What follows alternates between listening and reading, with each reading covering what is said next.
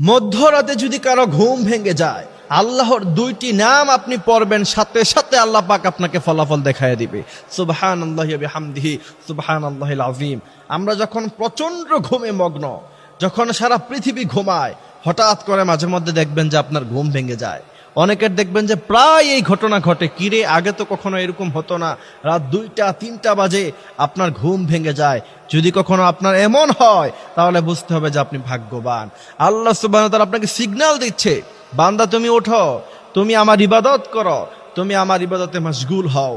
আর ওই সময় যদি আপনি আল্লাহ পাকের এই দুইটি নাম পড়তে পারেন এবং ওই সময় যদি আপনি কিছু আমল করতে পারেন, বিশ্বনবী বলছেন আপনার দুনিয়াও সফল, আপনার আখিরাতও সফল।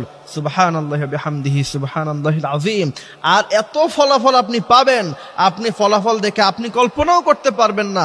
সেই আমলটি হচ্ছে, আপনার যখন হঠাৎ করে রাতের বেলা ঘুম ভেঙে যাবে, তখন আপনি ঘুম থেকে ওঠার পরে সর্বপ্রথম আপনি দুরূদ শরীফ পড়বেন।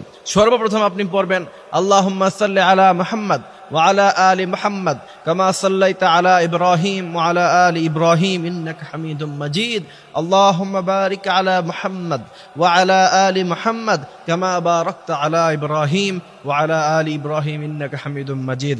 আপনি দুরূদ ইব্রাহিম পড়ার পরে এরপর আপনি 11 বার পড়বেন আল ওয়াহাবু আল ওয়াহাবু আল ওয়াহাবু। আপনি 11 বার পড়ার পরে এরপর আবার আপনি দুরূদ ইব্রাহিম পড়বেন। যদি তা কষ্ট হয় কমসে কম পড়বেন সাল্লাল্লাহু আলাইহি ওয়াসাল্লাম। এইটা পড়ার পরে আপনি আবার 11 বার পড়বেন আল